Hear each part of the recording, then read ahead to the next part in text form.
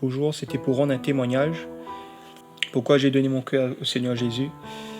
Parce que pour moi, ma vie, il n'y avait aucun sens, il n'y avait aucun but, il n'y avait aucun avenir.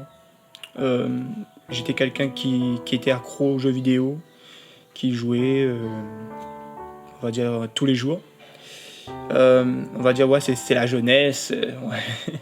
Non, j'ai quitté l'école à l'âge de 19-20 ans. Et donc, du coup, j'ai continué à jouer, à rester sur un ordinateur. Et puis, à un moment donné, je suis sorti de chez moi. C'était un après-midi.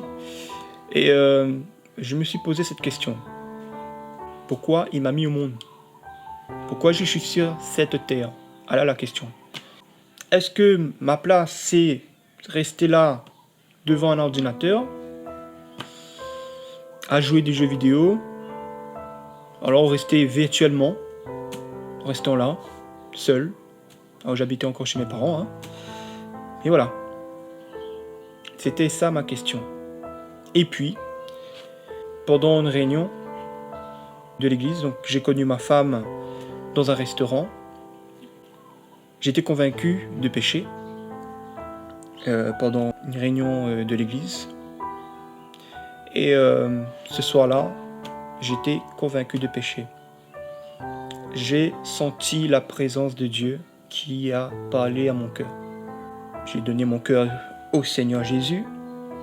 C'est là que plein de choses s'est passées. Déjà, comme j'ai connu ma femme avant d'avoir donné mon cœur à Jésus, donc on se connaissait, hein, on se voyait déjà. C'est là après, Dieu m'a parlé, Dieu m'a dit, je dois me marier. Aucun homme sur cette terre, aucun pasteur, rien, personne. Dieu m'a dit, je dois me marier. Ça brûlait dans mon cœur. Et j'ai dit ça à ma femme. J'ai dit, là, je sais pas, mais il faut qu'on se marie. Et du coup, on a fait les documents, on a fait les papiers, on a fait les démarches pour avoir un rendez-vous avec la mairie, tout ça, pour organiser, pour donner une date. Les choses se sont passées miraculeusement. J'ai dit, c'est incroyable. Le mariage, la date, je travaillais même pas. Les choses se sont passées miraculeusement. C'était dans le plan de Dieu. Et quand les choses sont dans le plan de Dieu, les choses coulent tranquilles. Que ce soit en vêtements, que ce soit en manger, que ce soit l'invitation, les choses se sont passées et selon le plan de Dieu. Après le mariage, le bébé. Moi qui voulais pas de bébé, moi que j'ai dit non, moi Dieu m'a changé. Dieu m'a changé de voir les choses. Donc j'ai eu mon premier bébé. Incroyable. Et comment Dieu transforme les vies, comment Dieu change les situations. Le point essentiel dans tout ça, c'est que Dieu m'a donné un but. Dieu m'a donné un but. Pour moi, le grand miracle dans cette histoire, c'est que Dieu m'a donné un but. Dieu m'a donné des responsabilités. Dieu m'a dit, je ne suis pas une erreur de la nature.